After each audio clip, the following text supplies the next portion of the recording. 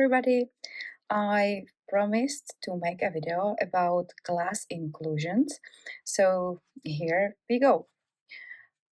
I have only these 6 bottles because it was really hard to select which one I should buy, but I think I made quite a good choice. First of all, I will show you what colors I've selected, and you can see some differences from the first side. Some of them are opaque and some of them are transparent and some of them are, let's say, a little bit sparkling and some of them are not. And they are amazing at all in all versions. So I bought the white. When I open this, they are quite heavy. So you can see completely opaque white color, which is really good for some project I will show you a little bit later. I've got a gold one, which looks like a sand, and it behaves like a sand actually.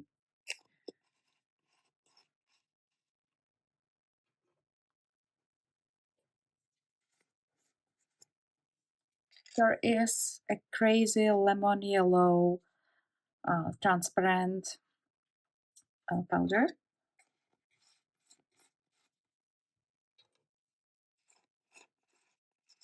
This one is pink, also transparent. There is a silver. This is really gorgeous, sparkling kind of powder. I think these are a little bit very tiny glass balls, so it has this sparkling effect because of this. And we have got orange one. This looks really crazy, but it's amazing color. And actually this is my favorite and I will show you why it is. First thing, what you probably will do with these glass sands is to put it into the clay. I have here the gold one, and I will put it simply into a white clay. You of course can use transparent clay or any other clay. What is good on these powders is that they are not melting in a clay, so they will always keep tiny dots in it. So this is a little bit better than embossing powders. And first of all, work in your hands before you will put it into pasta machine. So this is also a way how you can clean your working surface too, because it's necessary sometimes. So when you have it somehow in your clay, put it into your pasta machine. As you can see, I mixed my gold powder into white clay, and this is the thinnest setting of my pasta machine, and you can see that the dots are really super delicate, so it's nice, not so strong as you use embossing powders, but they are delicate enough so you can safely go into very thin setting of pasta machine without any scratching or damaging your pasta machine, which is, I think, quite important. So this is one thing. It's not very creative to put your powder into clay, but it's nice. You can also use transparent clay. You can see I put some pink. Pink is a little bit more visible because it's a stronger color, and I think it's a little bit coarser than the gold one. There is more and there is a little bit less, and of course you can blend it, you can do whatever you want with any other clay you have. And I will show you how it looks baked. So it's of course darker because It's a transparent clay, and you can see how nice and vibrant color it is. So here we go. This is quite ordinary way how to use all inclusions, but what is really great on these powders is when you use them on a surface. And let me show you how beautiful they are. This is, for me, really game changer. I made this kind of sampler of these powders I've got, and you can see that they are different on different colors of clay. First row is a white clay, this is white beryl, this is translucent, this is gold, this one is brown, and this one is black. So when I go closer, you can see that transparent ones looks really different on a different color of clay, which makes it really interesting. And these are more opaque, a little bit, I mean the white, and the completely opaque is the gold one. It looks same on every surface. So, but I like when it's changing. So here, the orange is my favorite. Here, as you can see,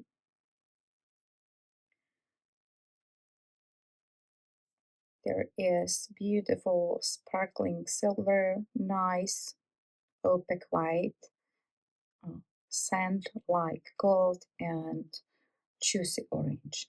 The orange is really crazy when you use it on light surface, but when you use a darker one, you will get kind of rusty looking surface.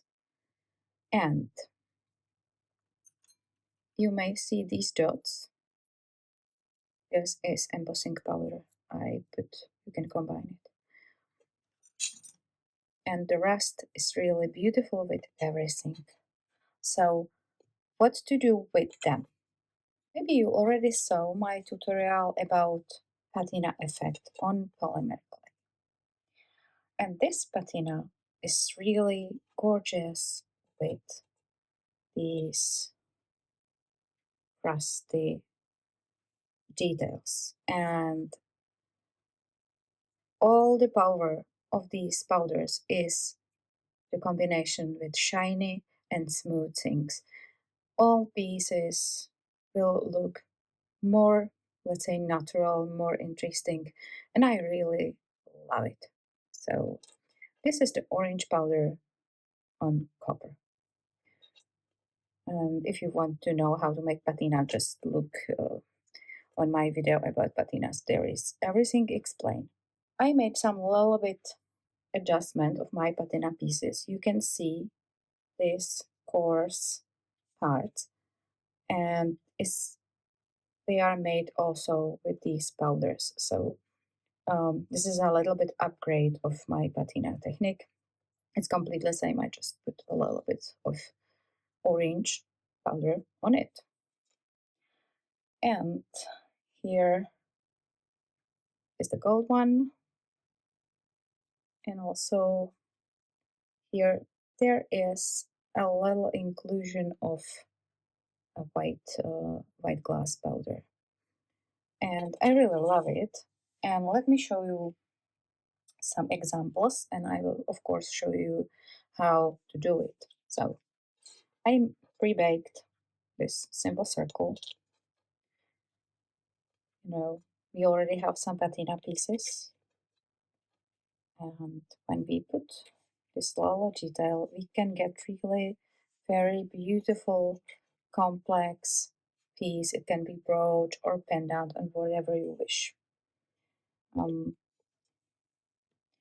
It also looks good on pieces like this one,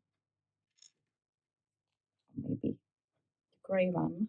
This is actually a workshop which I teach only in person, so if you are interested, just let me know.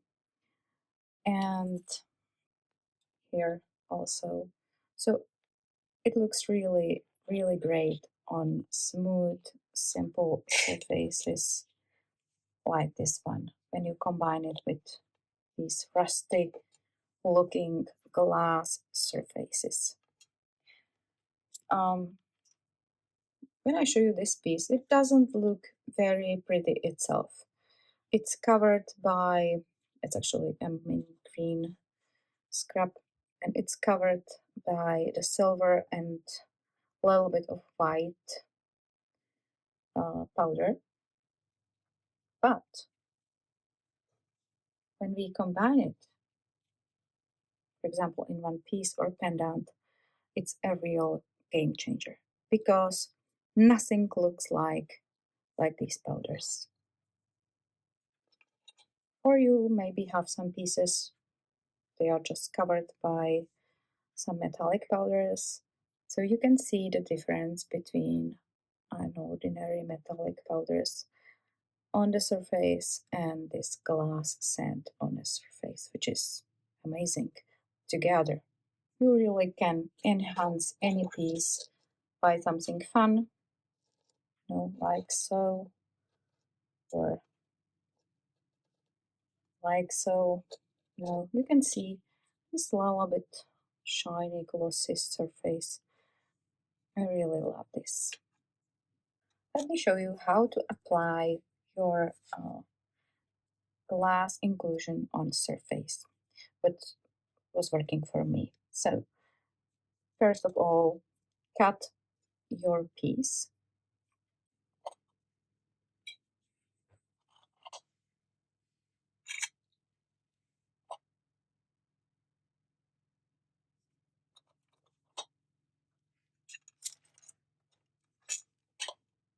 It can be, of course, any shape you like. I will stay with circles because I have plenty of circles and they are easy to combine.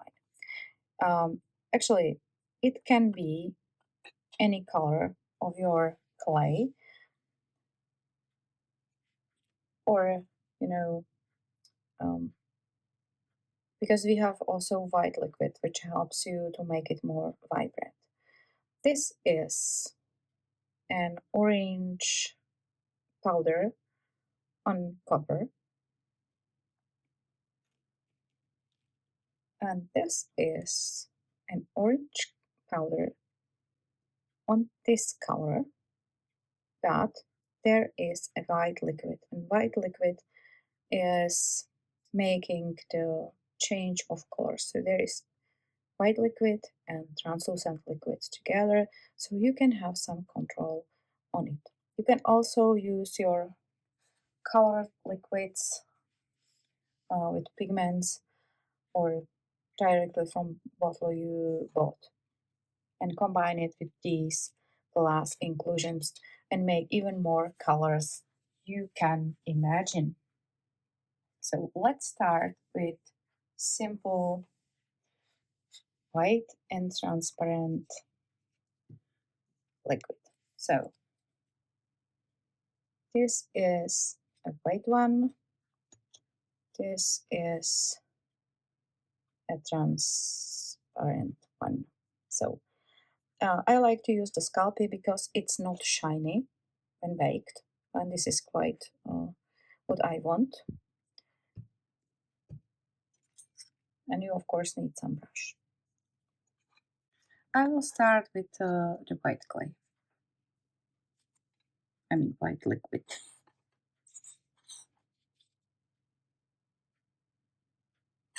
So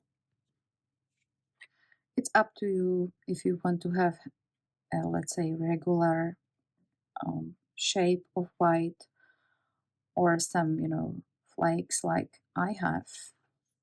Just simply clean the brush. And we can make an experiment. I have pre-mixed some colors of my liquid because I use them for patina. And we can make some fun and make it, let's say, green. Let's see what happened. the green is made from transparent liquid, so it will go dark. So if you want to have it more opaque, you need to mix it with white, but I will not mix it completely. So when you have your piece coated by liquid, it's time to put your glass inclusions. When you work with colorful liquids, it makes sense to use transparent inclusions. So in my case, it's a pink, orange, silver, and yellow. The gold and white are more opaque. And because I really love the rust effect, because it somehow fits to everything. I don't know why.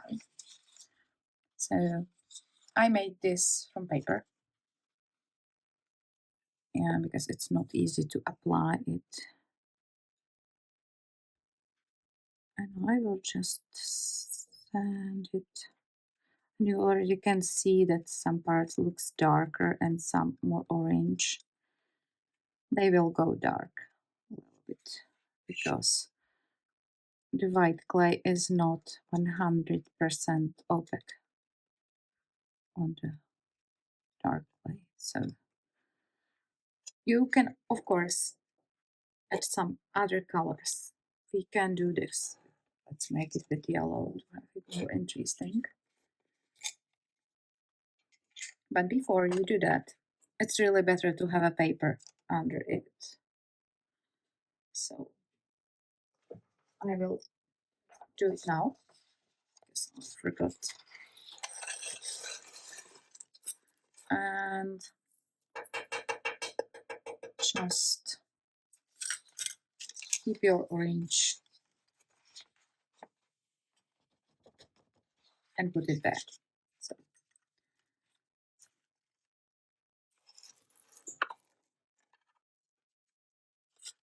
you can just add some yellow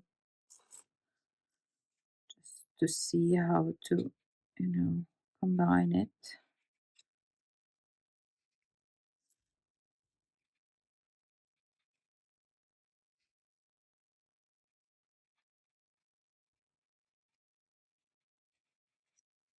So this is how you can make more colorful pieces. It's a little bit harder to make 100% colors, so to make precise stripes or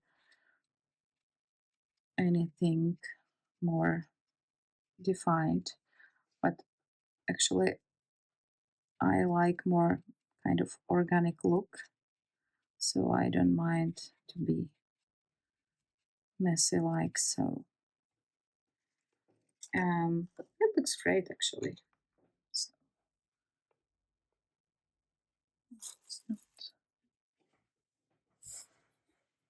it looks like a moss. I really like that. Maybe here we can put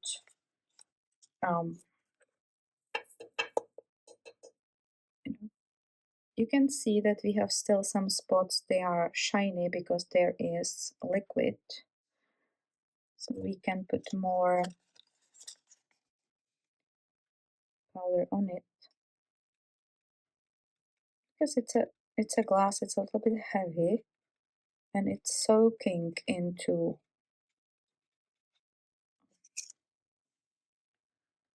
liquid. So you can see. So when you are happy, it's time to bake it. And I bake it according to temperature of my clay. Usually on 135 or 140 degrees of Celsius. Another very easy way how to apply the glass sand are beads. So make a bead. These are made from translucent clay, just as it is. This is a dirty translucent clay or transparent. and I will make some kind of potato bead, whatever. You can make nice round, right? And you need to cover it by liquid again. So, and again, you can select translucent or white liquid. It's up to you what you prefer. This one is transparent. Okay, it's better if you can also use beads you don't like, baked already. Cover them by liquid, dip them in the glass, and bake again. Oh, you will see. So it's good. So when you are happy, this is really terrible one, but for example, just dip it into, it looks like a lemon, right? Dip it into your glass beads and that's it. So I'm not happy with this part, so I will do this. And when you are happy, don't touch now. Place it and bake it like so. This one was already baked. It was one of my potato beads, and I covered it by uh, mica bronze color, and it was baked. And then I did the same step. So I covered it by translucent liquid, and then I use something just to scratch, and I dip it into white and I scratch and make these kind of spirals. It's another way how to work with these powders, and I think it's quite funny, even it's not well executed, but I think for inspiration it's a good example. So you can have something funny. And because these beads, they really looks like from recycled glass, and actually there is glass on it, so it makes sense. And they are really nice the combination with shiny glossy beads you have. And last thing I want to show you is how to upgrade a piece you don't like much. So this one is very pale because there is not enough contrast, and I think it doesn't fit to anything what I have. So let's make it more interesting by using these magical powders. So let's make it more rusty and milky. So I like to use white and orange for patina, actually, because I don't have another patina colors. I think moss green would be also very good, but I don't have it. So moss green you can make from liquids, as I showed you before. Let's keep it the blue. So I have mixed turquoise here, and I will. It's again, it's a transparent turquoise. So I will put here, and let's say here on edge.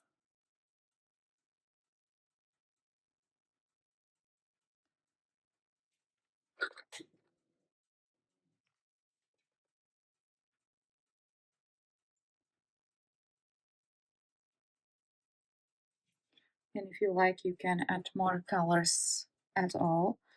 I mean, maybe let's have some purple. Purple is also quite interesting. So I will put some purple here. Just maybe here. And these colors are transparent. And now we can play with our powders. So first I will use the white one.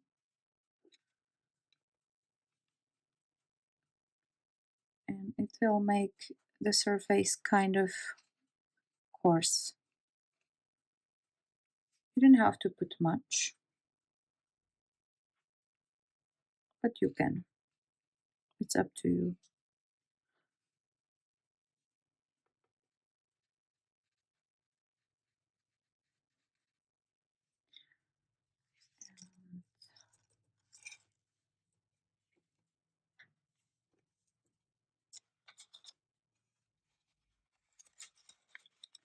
And here we go with the orange one. Because it's opaque, it's transparent, it will change the color and it will look more like a rust on blue. So don't worry, it will not be bright orange. It will be great.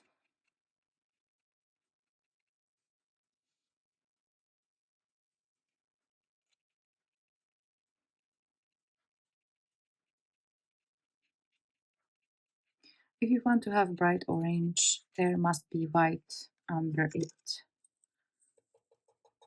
So here we go, it looks more rusty. And let's bake it. So while the pieces are in oven, let's make one piece finished. I used a liquid to connect these two, and I will do the same for the center I selected. I'm not using the super glue because uh, sometimes I need to move because they are not perfectly in the center. So I need to you know, keep them movable. And when I'm happy with, I will put them in oven too. So it looks gorgeous, isn't it? And so simple at the end. Oh, let's do another one. This is a piece from my Spirograph Future workshop. This is what I made yesterday. It's a patina. You can see there is a little bit glass in it, but the technique is same as I described already, and you can find it on YouTube. So I will put it here.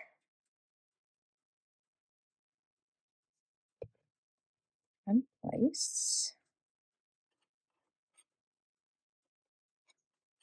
somehow in the center. And maybe this one, or maybe this one, but I think I will stay with, this one is on olive green, so it's matching better a little bit. Looks like a rust, but it's an shiny, vibrant orange on dark olive green, and there is no white liquid, so this is why it is darker.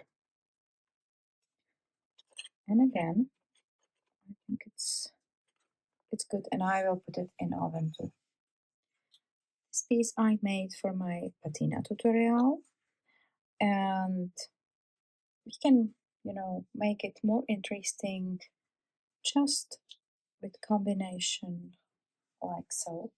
And we can put something, for example, it can be some little ball or something shiny, or you can see how nicely it works together, because patina and rust, they are friends somehow, I think. So it's baked already, and you can see how, moss rusty, a good looking the surface is. And this is our little bit changed patina piece. So here we can combine to make something interesting, because it's just amazing. Or So when you want to achieve the moss green, it's just about to use a green liquid and yellow inclusions, and you can have a moss green too, and it looks really great. Thank you very much for watching, for all your support, especially when you buy some of my tutorials. You can find them on my website. I'm really grateful for that. And I hope you've got some inspiration and ideas what to do with these amazing glass inclusions what Lucy made for us. So see you soon.